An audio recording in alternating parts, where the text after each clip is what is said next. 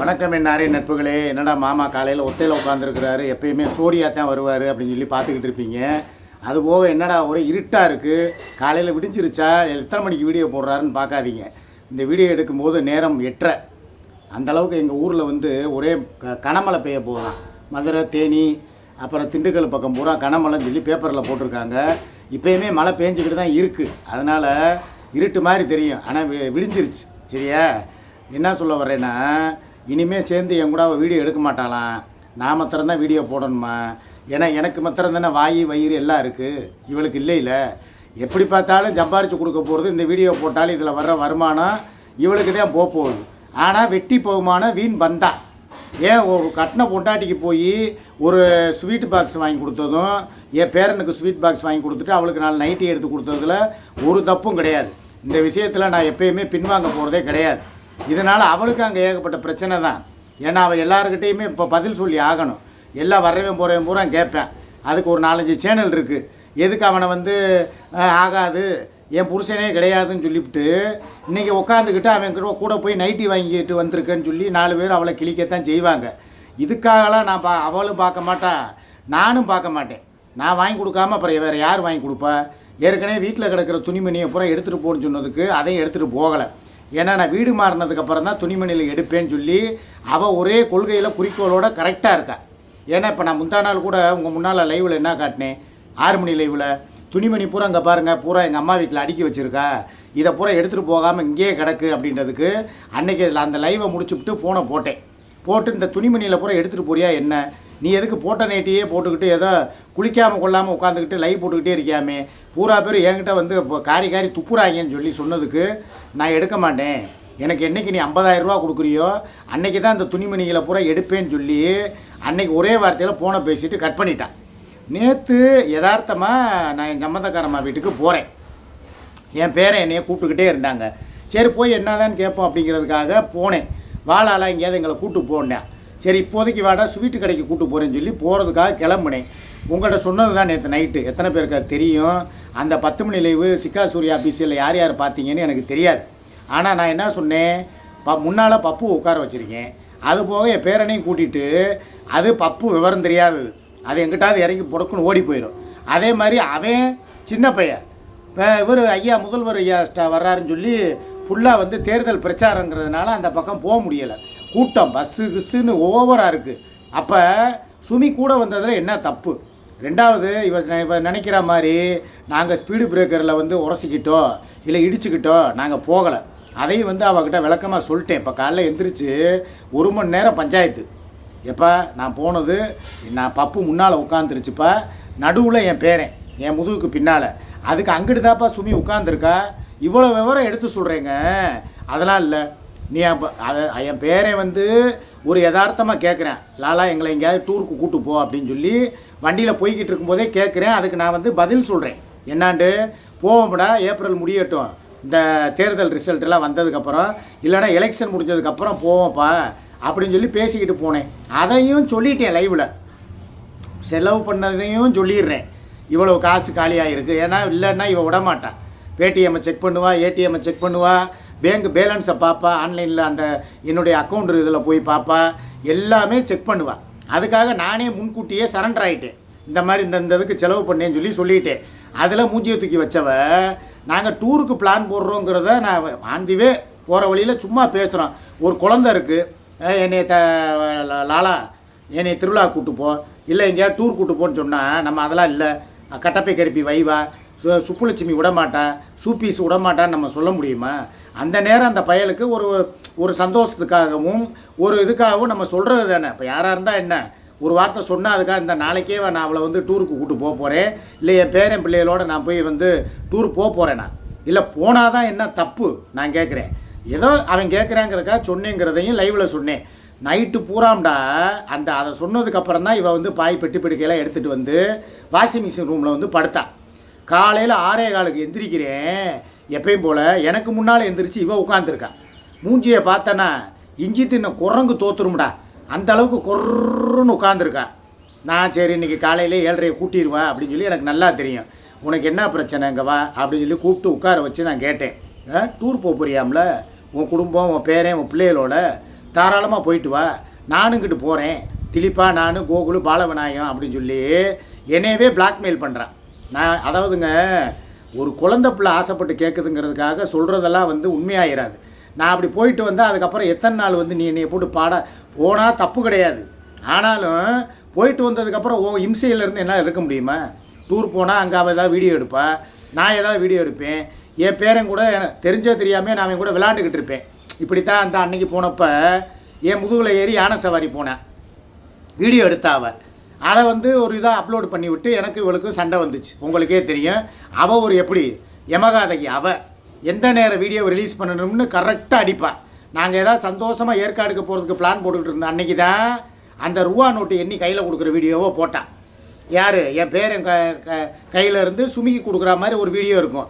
அதை போட்டு விட்டு இந்த ரூபா எப்படி வந்துச்சு, 3000 ரூபா பணம் தானே நீ கொண்டு போய் கொடுத்தேன்ட, உன் பேரன் உட்காந்துக்கிட்டு கையில் கட்டுக்கட்டா ரூபா எண்ணி வந்து அவளுக்கு கொடுத்துக்கிட்டு இருக்கானே அப்படின்னு சொல்லி ஒரு பிரச்சனையை ஆரம்பித்தான். அவள் யமகாதகி, எப்போ போடணுமோ போட்டு விட்ருவா. அதுக்கப்புறம் அதிலேருந்து சமாதானம் பண்ணி இவளை ஏற்காட்டு கூட்டு போய் ஏறுறதுக்குள்ளே நான் பெரும்பாடு பட்டு போனேன். அது உங்களுக்கே தெரியும். இப்போ அதே மாதிரி வந்து நான் அவனை கூட்டிக்கிட்டோ இவளை கூட்டிக்கிட்டோ சுமியை கூட்டிகிட்டு டூர் போகிறேன்னு வைங்க, எப்படி வீடியோ எடுப்பா, எடுத்து சுமி என்ன பண்ணுவா, அதை ஸ்டோரேஜில் வச்சுக்கிடுவா. நாங்கள் அடுத்து எங்கேயாவது டூர் போகிறதுக்கு பிளான் பண்ணாலோ இல்லை ஏதோ ஒன்றுனாலோ ஒன்றா ரிலீஸ் பண்ணுவா. அதை பார்த்துட்டு இவ கொந்தளிப்பா. இது எனக்கு தேவையா? அதனால் டூர் போகிறேன்னு சொல்கிறது ஒரு பேச்சுக்கு தான் சொன்னேன். இதே குற்றாலம் நாங்கள் போனோம், டூரு வீடியோ எடுத்து போட்டோம். இவன் எவ்வளோ தூரம் கொந்தளிச்சு சண்டை வந்துச்சுங்கிறது உங்களுக்கே தெரியும். அதனால் நான் எதுக்கு சொல்கிறேன்னா, சின்ன பிள்ளைய பேச்செல்லாம் வந்து சின்ன பிள்ளைகளுக்கு நம்ம கொடுக்குற வாக்குறுதிகள், அவங்களுக்காக பேசுகிற பேச்சுக்களையெல்லாம் கணக்கில் எடுத்துக்கிற கூடாது. இவன் என்ன பண்ணுறான்னா விடிய உட்காந்து இதையே யோசிச்சுக்கிட்டே இருந்திருக்காடா. எப்படி நீ வந்து காலையில் எந்திரிச்ச உடனே கேட்குறான், அப்புறம் எப்போ டூர் கிளம்புறீங்க, துணிமணிகளை பூரா அள்ளி வச்சுட்டேன், வா உன் பேக்கப்புடி தூக்கு அப்படின்னு சொல்லிட்டு காலையிலே என்கிட்ட உரண்டை இழுக்கிறான். நான் ஒரே வார்த்தை என்ன சொல்கிறேன், உனக்கு வேண்டியதை தேவைகளை நிறைவேற்றிட்டு அதுக்கப்புறம் தான் நான் என் குடும்பத்தோடு போக போகிறேன். அந்த நேரம் நீ என்னை தொந்தரவு பண்ணக்கூடாது, முழுசாக விலகி போயிடுவேன். இந்த இப்போ கூட பாருங்களேன் எங்கே உட்காந்துருக்கான்னு தெரியுதா? நான் பேசுகிறத பூரா கேட்டுக்கிட்டு அங்கே பாருங்க அவள் உட்காந்துருக்க சைஸை மாத்திரம் பாருங்கள், நல்லா வாயில் வருது. அங்கே உட்காந்து பேசினா எனக்கு பிடிக்காதுன்னு சொல்லி தான் இங்கே வந்து உட்காந்து பேசுகிறேன். வாப்பா வீடியோ எடுக்க வாப்பான்னு சொல்லி கூப்பிட்டேன், வரல. சரி போய்த்தொலை, உன்னை கம்பல் பண்ணக்கூடாது அப்படின்னு சொல்லிட்டு நான் தனியாக வந்துட்டேன். ஏன்னா எனக்கு தேவை ஏன் ரசிகர்கள். இந்த சேனல் ஏன் சேனல், நீங்கள் எல்லாம் என்னையே தான் பார்க்குறதுக்கு வர்றீங்களே தவிர இந்த இஞ்சி தின்ன குரங்க பார்க்குறதுக்கு யாரும் வரல. அதனால் விவரத்தை சொல்லிடுறேன். இதுதான் நடந்த சம்பவம். பக்கத்து ரூமில் போய் படுத்தவ காலையில் எழுந்திரிச்சு பஞ்சாயத்து வைக்க ஆரம்பிச்சிட்டா. இங்கே மழை மூடமாக இருக்குது, நான் கிளம்பி திருச்செந்தூருக்கு போகிறேன், நான் கிளம்பி வந்து பாலவிநாயகத்தை பார்க்க போகிறேன் அப்படின்னு சொல்லிட்டு ஒரே ஓடியாட்டம். நான் ஒரே வார்த்தை என்ன சொல்கிறேன், நீ எங்கே வேணாலும் போ வா, நான் போனது வந்தது ஒரு ஆக்சிடெண்ட் மாதிரி நினச்சிக்கேன்ட்டேன். இது இப்படிலாம் சொல்லி தான் இவ்வளோ சமாளிக்கணும்னு அவசியம் இல்லை. நான் என்ன வேறு எங்கேயுமா போனேன், என் குடும்பத்தோடு தான் நான் போய் பால்கோவா வாங்கி நைட்டி வாங்கி கொடுக்க போனேன். இல்லை வேறு எதுவும் மூணாவதாக ஒரு பொண்டாட்டியை பிடிச்சேனா, இல்லை ஒரு கல்யாணம் பண்ணேனா, இல்லை ஒரு வப்பாட்டியை பிடிச்சேனா, ஏதோ என் காசை கொண்டு போய் உனக்கு இவ்வளோ காசு செலவு பண்ணுறவன் அவன் மாதம் 50 கொடு 30 கொடுன்னுக்கிட்டு இருக்கா. அவளுக்கு ஒரு மண்டையை கழுவுற மாதிரி ஒரு பிரெயின் வாஷ் பண்ணி மூளைச்செலவை பண்ணி விட்டு, இந்தா ஸ்வீட்டு செவரிட்டி வாங்கி கொடுக்குற இடத்துல ஸ்வீட்டு, வேறு எதாவது வாங்கி கொடுக்குற இடத்துல டூர் கூட்டு போகிற இடத்துல நைட்டி, அவ்வளோதான் வாங்கி கொடுத்துட்டு கொண்டு போய் விட்டாச்சு, வந்தாச்சு, முடிச்சு போச்சு. உன் கூட தான் இருக்க போகிறேன். தேவையில்லாமல் போட்டுக்கிட்டு நீ அங்கே போன இங்கே போனேன்னா டெய்லி போவேன். இப்போ நான் சொல்கிறது தான், ஒரு நாள் வந்து சரி வேணாம் அப்படின்னு சொல்லிட்டு விட்டேன். இப்போ நேற்று நைட்டிலேருந்து நீ சண்டை போட்டு இப்படியே கட்டி நாரிக்கிட்டு இருந்தேன்னா அடுத்த கட்ட நடவடிக்கையாக தினம் கிளம்பிடுவேன். உங்கள்கிட்ட சொல்லிக்கிட்டுலாம் இருக்க மாட்டேன். நீ துணிமணி எடுத்து வச்சதாகவே இருக்கட்டும், நான் பாட்டுக்கு பேக்கை தூக்கிட்டு போயிட்டே இருப்பேன். ஒரு அளவு தான் பார்ப்பேன். என்னை பிளாக்மெயில் பண்ணுறதுக்கும் ஒரு அளவு தான். ரொம்ப ஒருத்தனை ஓட விரட்டினேன்னா ஒரு நாள் நான் திரும்பினேன்னு வைவேன், நீ தாங்க மாட்டேன். குனிய குட்டிக்கிட்டே இருக்க வரைக்கும் தான் ஒருத்தன்.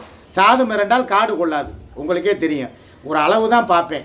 ரொம்ப என்னை வந்து டார்ச்சர் பண்ணி நீ என்னை ஒரு இடத்துக்கு போனால் கூட, நான் இவ்வளோத்துக்கு எவ்வளோ நேரங்க போனேன் நீங்களே சொல்லுங்கங்க.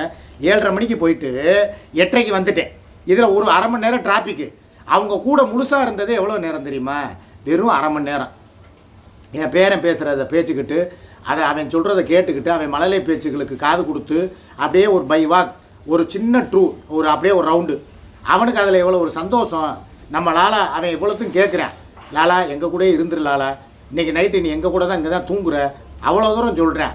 ஏன்னா பையன் வளர நம்ம என்ன பண்ணணும், கொஞ்சமாவது அவனுக்கு எல்லாம் தெரியுது விவரம். உண்மையிலே சுமி பின்னால் உட்காந்துக்கிட்டு இவன் பேசுகிறத கூட கேட்டுக்கிட்டு நான் எதுவுமே சொல்லி கொடுக்கலங்கிறான். அவன் பேசுகிறது அவனாக பேசுகிறான். நீ எப்போ வருவ? கட்டப்பை கையை கருப்பிய நான் அடிக்காமல் விட மாட்டேன், எங்கள் ஆளாவை விட்டு போன்னு சொல்லுவேன், என்னென்னமோ பேசுகிறாங்க. அவன் நீ அங்கே தான் உட்காந்துருக்க, சூப்பீஸ் வீட்டில் தான் இருக்கங்கிறான்.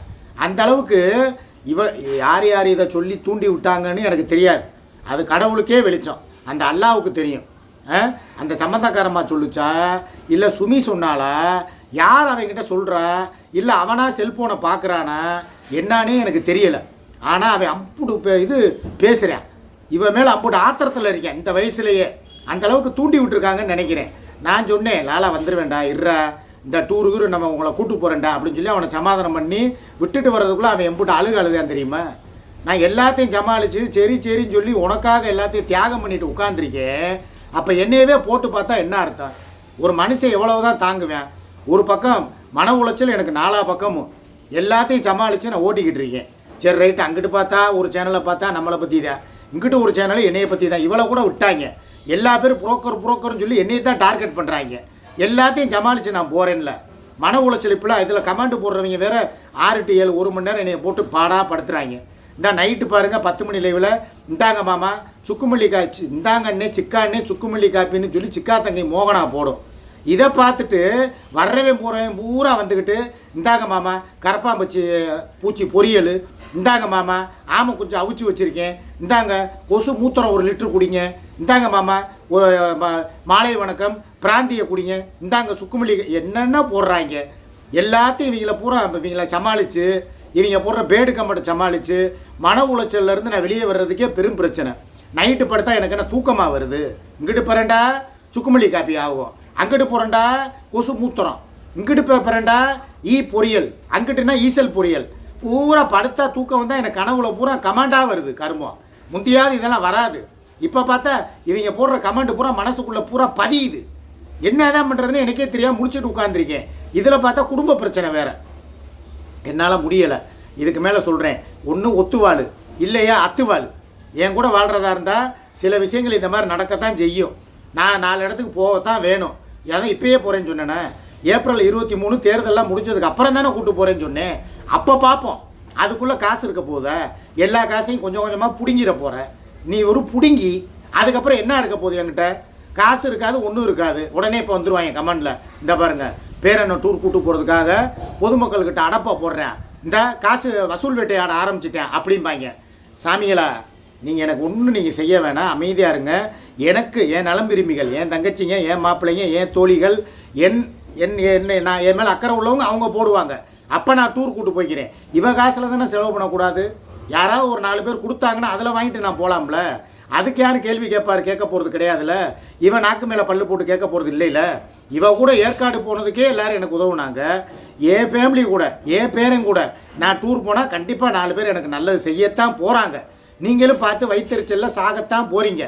அதே மாதிரி ஸ்க்ரீன்ஷாட் காட்டுவேன், இந்த பாருங்கள் என் பேரன் கூட போகிறதுக்கு டூருக்கு இந்த பணம் போட்டிருக்காங்கன்னு சொல்லி காட்டத்தான் போகிறேன். பார்த்துட்டு வயிறு எரியத்தான் நீங்கள் போகிறீங்க. நீங்கள் வயிறு எறிகிறீங்களே இல்லையோ, என் கூட இருக்கா பாருங்கள், இவ கண்டிப்பாக வயிறு எறிவா. இதே நல்லா யோசிச்சு பாருங்கள். குற்றால டூர் போனப்போ இவ கூட போனப்பையும் எல்லோரும் பணம் போடத்தான் செஞ்சாங்க. நல்லா கேட்டுக்கங்க. அதே என் குடும்பத்தோட குற்றாலம் போனப்பையும் இந்தாங்க ஆரியனுக்கு ட்ரெஸ் எடுக்கிறதுக்கு, இல்லை குற்றாலத்துக்கு நீங்கள் டூர் போனதுக்கு பெட்ரோல் காசு, இல்லை இந்தாங்க ரூம் வாடகைன்னு சொல்லி சில பேர் எங்களுக்கு உதவி பண்ணாங்க. அந்த பெருந்தன்மையான உள்ளங்கள், அது யாருங்கிறத நான் இப்போ சொல்ல விரும்பலை. அப்போ அதுக்கே இவன் என்ன சொன்னேன், பாதி காசை மாத்திரம் என் கணக்கில் காட்டிட்டு மீதி காசை பூரா அவன் பொண்டாட்டி கையில் கொடுத்து அப்படியே அனுப்பி விட்டுட்டேன். நான் கேட்குறேன், குற்றாலத்துக்கு டூர் போனதுக்கு எவ்வளவு காசு கொடுத்தாலும் அது சுமி காசு தானே. அதை நான் அவளுக்கு கொடுக்குறேன், இல்லை கொடுக்காம ஓங்கவட்டக்குள்ளையா கொட்டுவேன், இல்லை பொந்துக்குள்ளே போடுவேனா. இப்போ இவளை பிடிக்காதவங்க எவ்வளோ பேர் இருக்காங்க. சுமி கூடையும் என் பேரன் கூடையும் டூர் போனால் பண உதவி செய்யத்தான் செய்வாங்க. அப்படி உள்ளவங்க அவங்களுக்கு இவளுக்கு நான் ஏன் கணக்கு கொடுக்கணும்? இவன் நினைப்பு என்ன தெரியுதா, சுமி கூட டூரும் போகணுமா, இல்லை போக வேணாங்கிற. அப்படியே போனால் மீதி காசை கொண்டு இவகிட்ட ஒப்படைக்கணுமா? எப்படி? இது எந்த வகையில் நியாயம்?